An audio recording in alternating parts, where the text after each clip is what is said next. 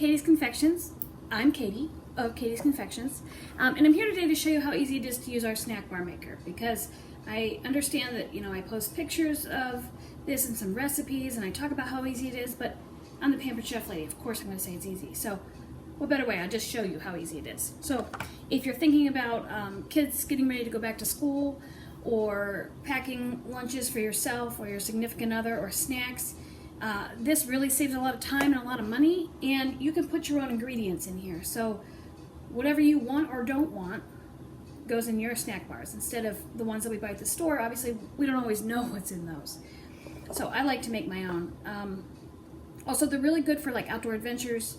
I have type 1 diabetes, and so when we go to do any kind of physical activity, I have to carb load before we go, so my sugar doesn't get low while we're going. And so what you see me putting in here, this is what I would prepare for us, and then I would just eat 1 or 2 of these before we go on a hike or a bike ride or whatever it is, and it helps keep my blood sugar level. Also a lot easier to carry around than peanut butter and vegetables. A lot easier. So I'm just going to show you how fast and easy you can do this for yourself. And you can make these to whatever your family likes to eat. You might not like the things that I'm going to put in mine. So I started with 1.5 cups of old-fashioned oats. Again, they're not processed oats, so that's helpful. The least amount of processing we can get, the better, in my opinion. So start with those. We're going to add 1/2 teaspoon of baking soda. And I just like to mix that around a little bit just to distribute that evenly. You don't have to. It will all get mixed up as we go. And then you can add 1 cup of your own add-in, so whatever you want it to be. You can see mine, there's all kinds of things in here. So I usually do my ingredients about 2 tablespoons at a time, and I use our adjustable measuring spoons to do that. So I have a mixture of seeds. There's hemp seeds, flax seeds, chia seeds. So I put those in there. Those help keep me stable for longer. I have cashews in this batch. What else did I put in here? Coconut flakes, raisins, chocolate powder, and dark chocolate chips, because I need a little bit of sugar to help me stay high enough for our hikes and our walks. So I'm going to dump that in here with the oats. And my cocoa powder's on the bottom. And again, I'm just going to mix that around so that these raisins like to stick together. But sometimes I don't use raisins. Sometimes I use craisins. Emily likes craisins a lot, and so sometimes I will do a little white chocolate and craisins for her. And then, I'm not sure if you've heard about our Enrichables, but these things are fantastic. So again, I need protein to get me through the workouts, and fiber helps me hold on to my blood sugar levels a little longer. She makes me walk for 10 miles in the woods or something. We go on a 20-mile bike ride. So I just add these on top of the add-ins. I don't even worry about that it might be a little more than 1 cup. Just add these in.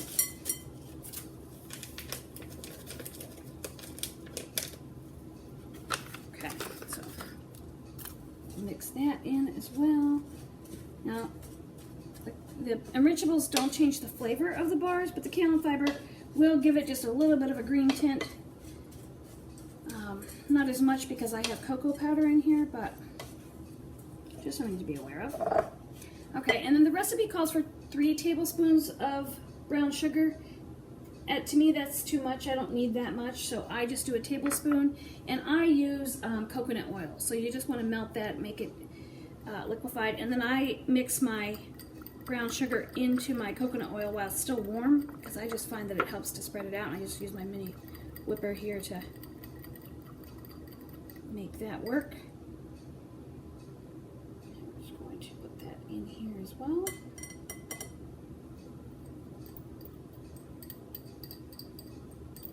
It took a little bit of time to get set up, so my oil got a little cold, but it'll be fine. Alright, so get rid of that. I'm going to mix that in real good. And sometimes I use avocado. If I have avocados that are super ripe, I will use that in place of the coconut oil. You can also use butter, vegetable oil, or whatever you would like to use, or whatever you have in your pantry. It doesn't have to be what I'm using. And then you can use 1/4 cup agave nectar or honey. I have a little bit of a combination here because I didn't realize I was almost out of honey. But the honey actually helps keep it sweet, And so if I weren't trying to carb load, I would probably omit that last tablespoon of brown sugar, because the honey sweetens it up enough, but I need a little bit when I'm exercising to keep me up where I need to be. You could ask Emily, I'm a lot more pleasant when my blood sugar is where it's supposed to be when we're hiking and doing things. So I'm just going to grab a little spatula to get the rest of this out of here. I don't want to lose any of that good stuff.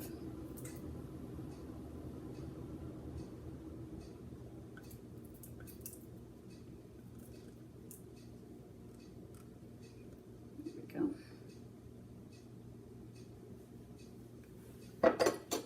Okay, so again, we're just going to mix it all up. You don't have to be too crazy with it. Just, you can feel if we've distributed the honey evenly. Otherwise, somebody's going to get a super sweet granola bar and somebody's not going to get any of that. And if you're trying to make these ahead of time, you want to make them on a Sunday night for school or work the next week. I get my ingredients ready and have them in my little 1-cup prep bowls. And I just store the lid on them, and then when I'm ready to make a batch of granola bars, all I have to do is add the other ingredients and I'm ready to go. So that can be quicker. And I send these to work with Emily. That way she's not in the break room eating a bunch of crap that everybody's brought in, or tempted to go to the vending machines or any of that kind of stuff. So she has a healthy snack while she's at work all day. All right, so then I'm just going to take my snack bar maker, and the large scoop, great for meatballs also, by the way, but perfect size for portions for your snack bars, so that you don't have to figure out how to divvy this up. And so I just go through and I put a scoop in each. Don't worry, I get them all over the place. It's not a big deal. We'll fix it when we're done. Also, those little tidbits that you don't get in the snack bars, when they bake up and they're crispy, they're delicious to pick at when it comes out of the oven. So we don't really worry about that.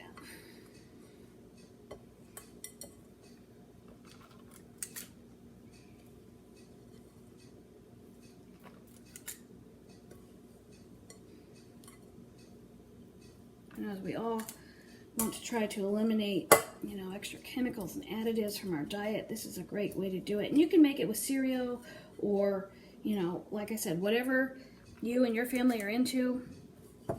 You can make it a little more kid-friendly. These are, although, I don't know, I've had some kids that really like these, because they don't know about all the healthy stuff in it. That's the cool thing about the Enrichables. You can just sneak those right in, and they're getting extra nutrients, and they don't even know it's happening.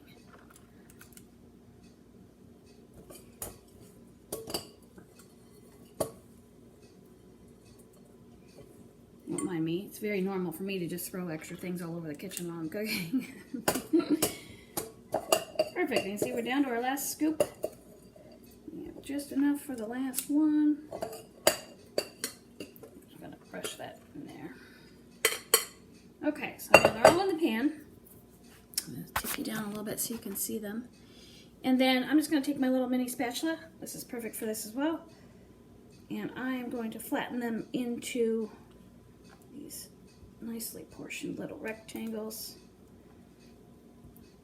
Also, because I don't have to cut these up, because they're already portioned out, when I am needing to know how many carbs I'm eating, it's very easy to figure out how much is in here. If you make granola bars in a big pan, unless you're fantastic at it, and I am not, you don't cut them up the same, they're not the same size, and then your carb count can be off. Or whatever you're counting. You might be counting calories or whatever that is. I have to count carbs.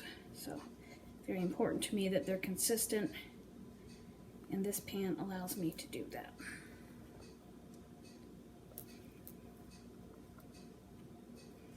Also a great activity to make with your kids. Kids like to make these.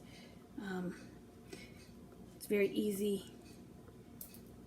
I did all my chopping with our food chopper. Most of you know the food chopper. It's been around for a while.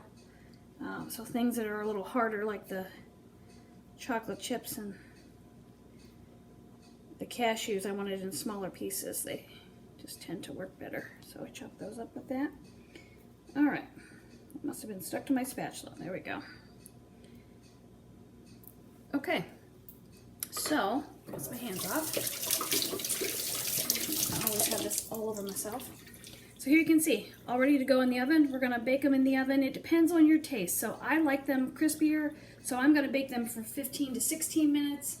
Emily likes them a little more on the soft side, so we have settled around 15 minutes for a happy medium for everybody. And when they're all finished and they come out of the oven, I will be back to show you what they look like. Thanks so much. Okay, so our snack bars came out of the oven, and it's a little hard to show you without spilling them, but nice chocolate granola bars ready to go. Also, these mini oven mitts are fantastic, so they fit my little hands just perfectly. They're not as bulky to pick things like this up, so you should get a pair of these too, just saying. So anyway, I'm going to let these sit for about 10 minutes or so till they cool down, and then I'm going to stick them either in the freezer or in the fridge. For me, it just depends on where I have room. Right now I have room in the freezer, so I will sit them in the freezer until they set, until they're completely cool, and then they're shelf stable. They can just be out on the counter. So if you have any questions, or you want to share some recipes when you get your snack bar maker and make some cool things, let me know.